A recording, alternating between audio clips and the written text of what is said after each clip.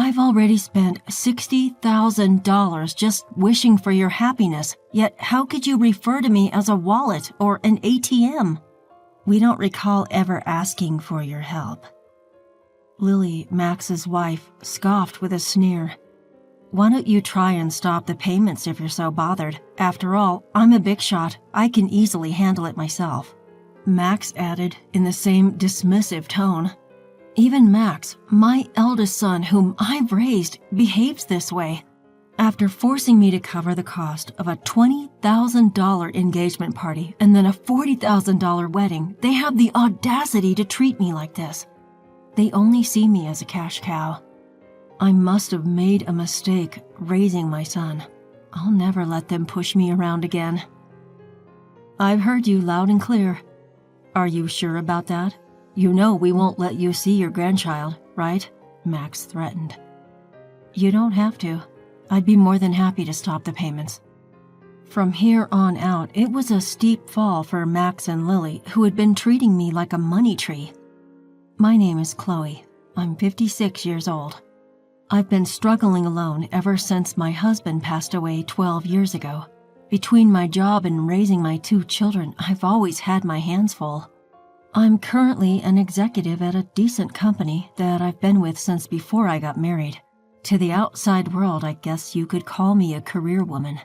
The children, who were high schoolers when my husband died, have now graduated college and are working, so I'm a bit relieved. I just wish they'd settle down and start their own families soon. While contemplating these thoughts, I lived alone comfortably in the condominium that I used to share with my children. Then, one day, Max called me saying, "I want to introduce you to a woman I'm thinking of marrying." I agreed, delighted. Max, who turns 28 this year, works for a large corporation as a salesman. Although he has been a bit of a playboy, it seemed like he was finally settling down. On the day he was to bring the woman he was planning to marry. "Mom, long time no see. This is my fiancée, Lily." "Nice to meet you. I look forward to getting to know you." The woman Max introduced, Lily, was a receptionist at the company where he worked. She was strikingly beautiful, and I was quite proud of my son for finding someone like her. "Oh, congratulations to you both. I'm here to support your happiness." My face beamed as our conversation flowed. Eventually, the topic of the engagement party came up. "We're planning to have an engagement party soon. I need to start preparations then. Mom, could you cover the $20,000 cost for the engagement party?" I was taken aback. I thought the average cost was around $10,000. However, seeing their happy faces, I couldn't refuse and agreed. Of course, it's a happy occasion. Later, my eldest daughter, Mia, came to visit. "Mia, how's work going?" "The deadline was yesterday. I'm managing well, so don't worry." Mia is a manga artist. While she hasn't had a big hit yet, she has had her own series and manages to make a living. She's always been good at drawing and loves manga, so it might be the perfect job for her. By the way, Mom, Max is getting married, isn't he? Yes, he came by the other day with his fiancée, Lily, to introduce her, and they've asked for $20,000 for the engagement party. Wow, $20,000 is a hefty sum for sure. It's not like that. But apparently they're going to split it for their wedding funds and to send gifts of gratitude. Is that how it works? And so, on the day of the engagement party, I gave them the promised $20,000. Both Lily and her parents looked delighted. "We'll use this to start our new life together," they said, putting away the $20,000. There were no gifts of gratitude that I expected, but I reminded myself that this is what engagement parties are like. As long as they could have a happy marriage, it was okay. But a few days later, Max dropped a bombshell. "I want a grand wedding with lots of company and connections invited, maybe around 250 people." That sounds wonderful. "And with that, Mom, I'd like to ask you to cover the upfront cost of the wedding." "What? I have to pay?" I was under the impression that weddings were funded by the couple themselves. "I'm counting on you, Mom. It's pretty standard for parents to pay for the wedding." "But didn't I give a lot of money for the engagement party?" Lily's parents are frail and can't contribute, and I'll give you back the wedding gift." Reluctantly, I opened the bill Max had brought. To my shock, the amount was $40,000. The idea of this much upfront cost made my head spin. How large a wedding were they planning? Wait a minute, isn't this a bit too much? Why not have a wedding within your means? It's a once-in-a-lifetime event, and Lily doesn't want to compromise. Plus, don't you want Lily's parents to see how happy she is? Being cornered like that, I couldn't refuse. All right, it's indeed a joyous, once-in-a-lifetime occasion. Seeing my consent, Max smiled and said, "Thank you," before leaving the room. Later, I transferred the upfront cost of $40,000 to the wedding venue. It was hard to use the money I had been saving for my retirement, but I told myself it was for my child's happiness. Then, 2 months later, on the wedding day, the wedding venue was more luxurious than I had expected. Mia and I had arrived early in the morning to change into our dresses and get our hair done. When I was about to knock on the bride and groom's dressing room door, I overheard their conversation. "I can't believe we're able to have such a lavish wedding thanks to Mom." "Absolutely, and she gave us $20,000 for the engagement party. I even managed to buy a new bag. What a great wallet." "More like an ATM. Let's keep withdrawing from it." "Max, that's mean." Stunned, Mia and I continued to listen. Lily gleefully says, "If we ask her, she'll probably cover the rest of the wedding costs, right?"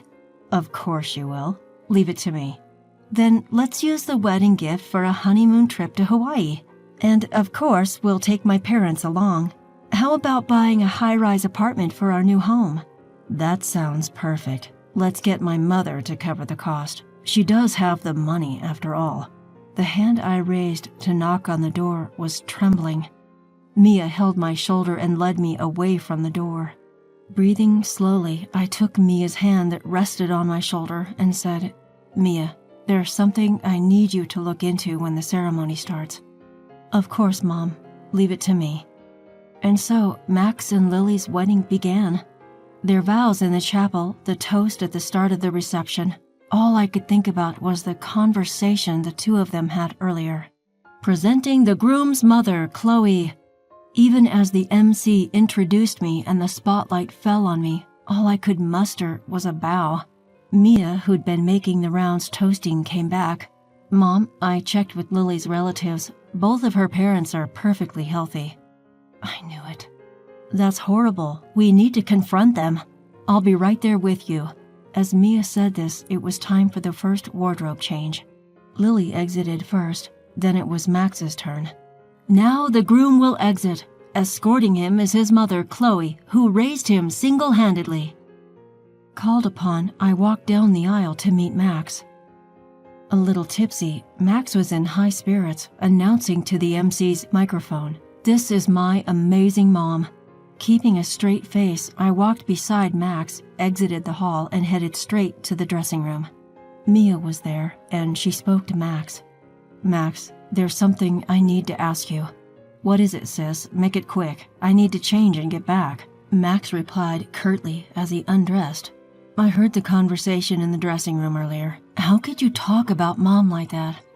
"Huh? You were listening? Well, whatever." As we were taken aback by Max's attitude, Lily, who had already changed into her dress, came in. "Mother-in-law and sister-in-law, what's going on?" Mia pounced. "Lily, we found out that your parents are healthy. They both have good jobs. Why are you making our mom pay for everything? What's going on?" What is this? Some kind of sister-in-law bullying? Scary." Lily dramatically recoiled. My patience snapped at her mocking attitude. "I've already paid $60,000 hoping for your happiness, and yet you treat people like they're wallets, ATMs. What kind of language is that?" Hearing this, Lily laughed as if it was a joke. "Acting all high and mighty for such a small sum. We're not in your debt. Besides, it's normal for the groom's parents to pay for the wedding, right? But you lied about your parents being ill to buy a new bag. Ew, you were eavesdropping. That's a terrible hobby." "Watch your mouth." Mia, angry, told her off, and Lily looked at Mia. I don't want to be told off by an older sister who's still single at 30 doing some weird job as a manga artist. It's because you're such a nerd that you can't get married. That's right. You're hopeless when it comes to marriage, sis. Mom, if you want to see your grandkids, don't speak rudely to us. Mia was stunned, speechless. How dare you speak to Mia like that? I tried to scold them, but Max laughed and responded, "If you're going to talk like that, try stopping the payments. After all, I'm an elite. I can easily handle it. Well, it'll be a shame to lose the cash cow." I had paid $20,000 for the engagement party and $40,000 for the wedding, and this is how they repay me? No gratitude, only this cruelty. I must have gone wrong somewhere in raising my son. I've had enough. I won't be manipulated by them anymore. I've heard all you have to say. Are you sure about that? If you don't listen to us, you won't see your grandchild, you know. Max threatened, but I firmly responded, "That's fine. You don't need to bring them over. I'll gladly stop the payments." Max and Lily just stared at me, stunned. "I'm severing our ties here. I wish you all the best." With that, I took Mia's hand and we left the venue. The joyous noise of the reception was still audible as we departed. A month later, as Mia and I were enjoying some tea at home, the intercom rang with a shrill tone. "Oh, Mom, it's Max. What should we do?" "Let him in, dear." Max, whom I hadn't seen in a month, looked remarkably worn and tired. "Why the sudden visit, Max?" "Mom, you must have received the bill for the wedding venue by now. Why haven't you paid?" "Huh? Oh, the bill for the remaining balance? It was $45,000, right? It arrived, but I have no obligation to pay it." "Don't be like that. In the end, we didn't receive many wedding gifts and couldn't pay the bill, so now we're in debt." At that, Mia laughed and commented, "From what I overheard at the wedding, it seems you two have quite a bad reputation. You, Max, have been throwing your weight around at work, doing haphazard jobs, and Lily, you've been putting down other women, flaunting your looks and marriage. I can see why people wouldn't want to give wedding gifts to people like you." "Hey, sis, stay out of this." I let out a sigh. "You two, it's not just me you haven't been considerate of, it's everyone around you. The wedding expenses are your own doing. Please pay them yourselves." Max pleaded desperately. "Mom, I'm in a bind here. Lily can't control her spending, and even her parents have started to take advantage of me." Lily's love of money isn't exactly a new revelation, Max. Plus, having seen Lily, I can easily imagine her parents behaving the same way. "Please, Mom, think about helping us. Give us some money."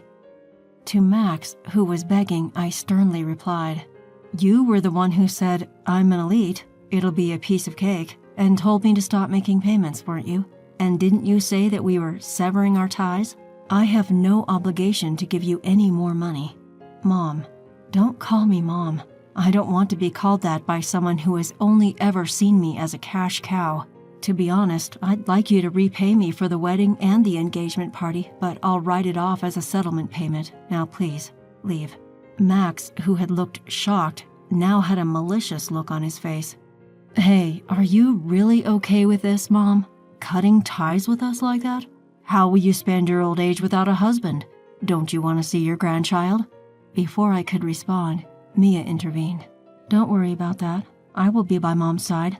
And what can an unsuccessful comic artist like you do? You can't even have children. Shut up." Max was frothing at the mouth with anger. "Ah, so scary. Sure, you mock me as a failed manga artist or an otaku, yet my manga was among the top-selling shoujo manga this year. Did you know it's set to be turned into an anime and movie next year? Safe to say, I'm in a much better financial state than you and your debts." And with that, Mia revealed her successful career. At this point, Max noticed something. "Hey, sis, that thing." "This? Oh, you noticed?" "Yes, that's what's happening." Mia flashed the ring on her left ring finger. "I'm getting married to my editor. He's a big shot at a major publishing house, a real high flyer, so we can take care of Mom. We don't need you."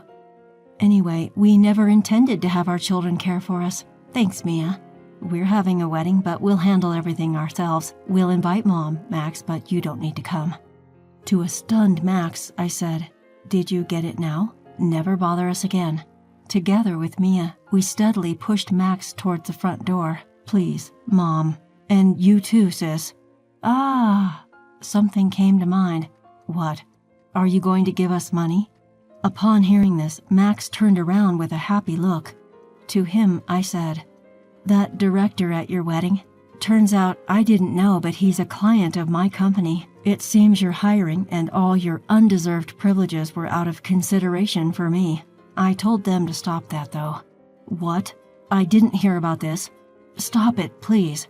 Handle it on your own now. Goodbye. Mia and I pushed Max outside and firmly locked the door. Max was making a fuss outside, but after ignoring him for a while, it became quiet. A year passed since then. Right after that incident, I sold the house to avoid Max and Lily's visit and bought an apartment with elderly services for my old age. According to a neighbor from my condo, Max and Lily showed up and created a scene asking, Why isn't she here? Hence, I believe my decision was the right one. As for Max and Lily, they abandoned their dream of a luxury high-rise apartment and now live in a cramped space. Max, it seems, was demoted after his actions were reviewed. Perhaps hurt from falling from his elite status, Max worsened his attitude towards others. It's surprising he's not fired yet. Lily, who quit her job upon marriage, continued to splurge for a while, but their funds quickly ran out. Even with their debts, Lily's luxurious habits did not change, and her parents continued to demand money. Apparently, they quarrel daily. I hope the two learn the hardship of earning money and appreciate the people around them and grow up. Though that might be too much to ask from them. I still maintain a good relationship with Mia. Mia's husband is a good man who treats me well, and they are expecting a baby. I plan to spoil my lovely daughter and grandchild, and looking forward to it keeps me working every day.